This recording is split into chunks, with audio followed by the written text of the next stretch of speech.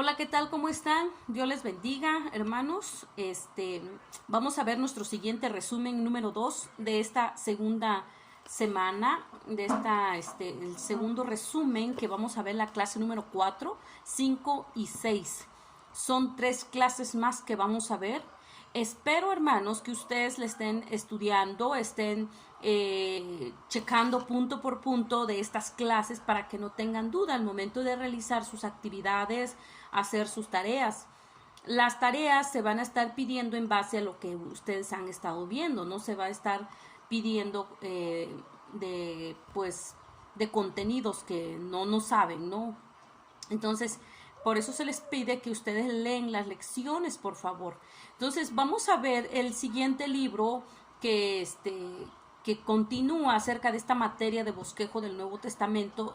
La semana anterior vimos Mateo, Marcos, Lucas. Ahora vamos a ver lo que es el libro de Juan. Vamos a ver Hechos de los Apóstoles. Y el siguiente libro es Romanos. El primer libro que vamos a ver de esta semana es el libro de Juan. En este libro representa a Jesús quién es este hombre, ¿sí? Así lo representa Juan. Los otros tres, pues son, por ejemplo, el libro de Mateo, Marcos, Lucas, y son lo que es una interpretación, una presentación de Cristo. Pero el libro de Juan es la interpretación de él, ¿sí? Juan muestra lo interno, ¿no?, de Jesús, muestra a Jesús como Dios hombre. Pero, ¿quién fue Juan? ¿Alguien de ustedes sabe quién fue este hombre? Juan fue el apóstol amado, ¿sí? El apóstol de Jesucristo. Fue el hijo de Zebedeo, hermano de Jacobo, ¿sí? Juan escribió 3 epístolas. Escribió también el libro de Apocalipsis y este libro, el Evangelio de Juan. Entonces, para que ustedes más o menos sepan un poco quién fue este hombre, ¿sí? Los demás apóstoles, discípulos, murieron martirizados, ¿sí? Fueron mártires.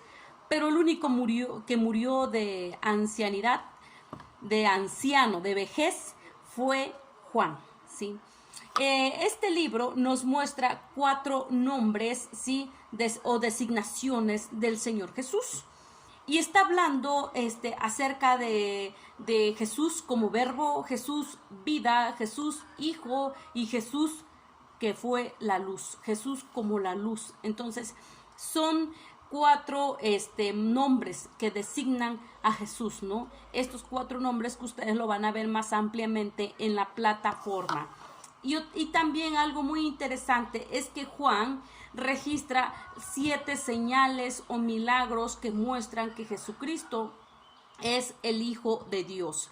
Por ejemplo, en el libro de Juan nosotros vamos a ver cuando Jesucristo alimentó a 5,000 personas, como hubo ahí un milagro, ¿no? Vamos a ver también una señal maravillosa que Jesucristo hizo cuando él caminó sobre el mar. Otro milagro que él hizo fue cuando él sanó al hijo de un noble. Y también muchos más. Vamos a ver, el primer milagro que hizo también fue cuando convirtió el agua en vino. Entonces, eso y mucho más vamos a ver nosotros en nuestra lección, ¿sí? Para que ustedes sepan que eso es lo que Juan menciona, ¿sí? Entonces, durante el ministerio privado de Jesús, él les enseñaba pues cada palabra, les enseñaba cada acto. Él fue ejemplo para sus discípulos, para muchas personas, y pues hasta el día de hoy lo sigue haciendo, ¿no? Sigue marcándose ese ejemplo en nuestra vida. Tenemos que seguir los pasos de nuestro maestro, ¿sí? También dentro de este libro de Juan vamos a ver los 7 yo soy. Por ejemplo, no sé si ustedes han leído, dice, Jesús dice, yo soy la puerta, yo soy el pan, yo soy la oveja. Entonces, eso es lo que también nosotros vamos a ver en nuestra plataforma. Son 7 yo soy, ¿sí? Otro de los libros que vamos a ver es Hechos de los Apóstoles. Bueno, este libro es el comienzo de la iglesia, el comienzo donde el Espíritu Santo descendió sobre la iglesia primitiva, el principio de este libro, Hechos de los Apóstoles. Este libro fue escrito por Lucas, el mismo Lucas que escribió el Evangelio de Lucas, ¿sí? Para que no nos vayamos a confundir. Este libro, Hechos de los Apóstoles, lleva el título, dicen que lleva el título equivocado, porque se habla Hechos de los Apóstoles, cuando en realidad se narra la historia más, o sea, se menciona más de Pedro y de Juan. Por lo regular, bueno, dicen que si hubiese llamado mejor lo que es los hechos del Espíritu Santo, o la continuación del ministerio, ¿sí? O de los hechos del Señor Jesucristo. Eso posiblemente y probablemente así se hubiese llamado, ¿no? Los hechos del Espíritu Santo, o la continuación de los hechos del Señor Jesucristo. Pero dice Hechos de los Apóstoles, cuando en realidad pues se menciona más de Pedro y de Juan, y los otros pues pasan desapercibidos, ¿no? Casi no se menciona de los demás. Entonces, el libro de Hechos de los Apóstoles se divide en dos partes. La primera parte es del capítulo 1 hasta el capítulo 12, y se menciona aquí como un lugar central es Jerusalén, y como personaje principal de este primer capítulo, de esta primera parte se habla de Pedro. Aquí, dentro de estos capítulos vamos a ver cuando Pedro tomó la batuta, ¿sí? En la iglesia primitiva, cuando él predicó en su primer sermón, cuántos se convirtieron, su segundo sermón, cuántos fueron. Entonces de eso se habla. El personaje principal de esta primera parte, del capítulo 1 al capítulo 12, es de Pedro, ¿sí?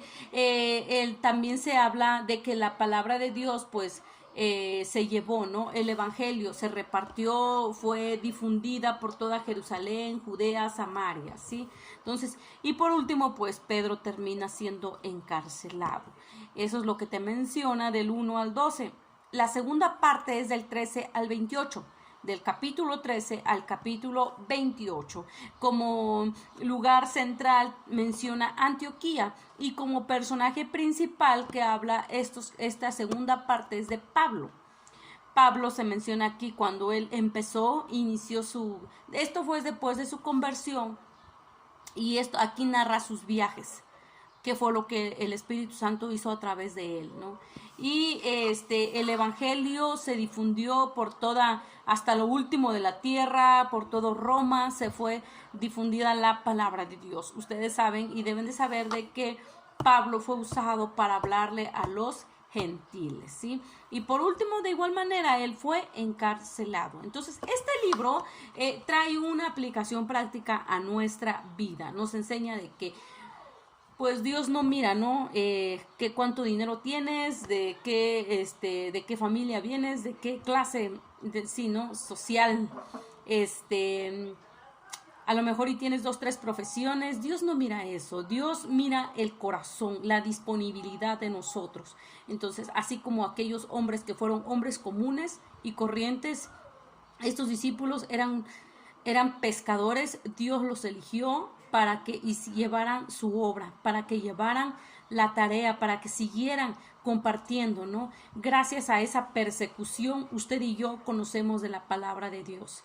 También Dios escogió a un hombre que fue asesino, aborrecedor de la palabra, asesino de cristianos, y Dios lo escogió, lo eligió, ¿para qué?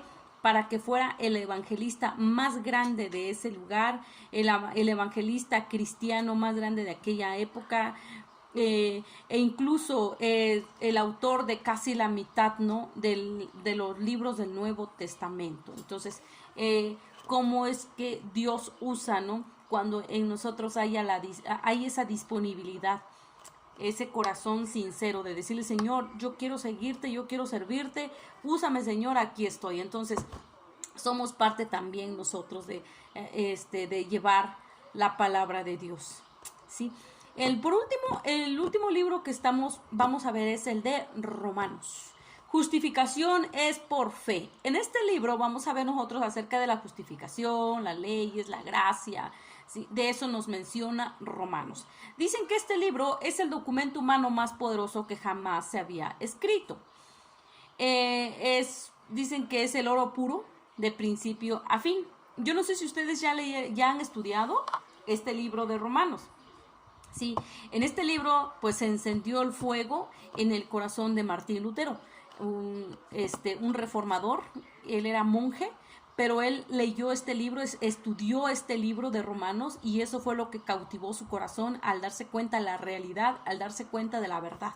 Sí, este hombre llamado Martín Lutero, y dio origen a la Reforma Protestante, cambiando la historia por toda Europa. Sí, y también este libro conmovió profundamente la vida de un hombre llamado Juan Wesley. No sé si ustedes han escuchado la vida de este hombre.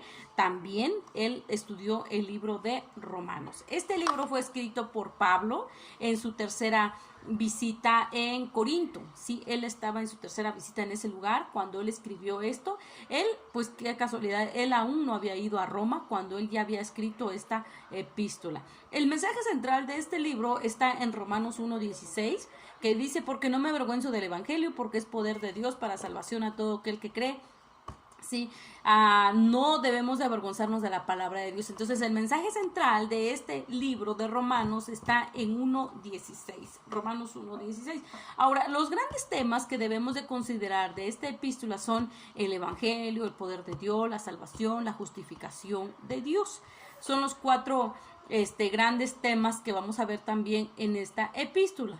Ahora, vamos a ver cómo el evangelio cambia, ¿sí? Cómo el evangelio se relaciona con Israel, cómo el evangelio cambia la conducta, ¿no? de este pueblo. El libro de Romanos deja en claro que no hay nada que podemos hacer para salvarnos a nosotros mismos.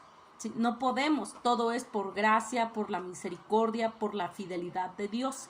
¿Sí? Y al morir Cristo por nosotros, dándonos, ¿sí? Él dio su vida y dándonos vida eterna, dándonos libertad.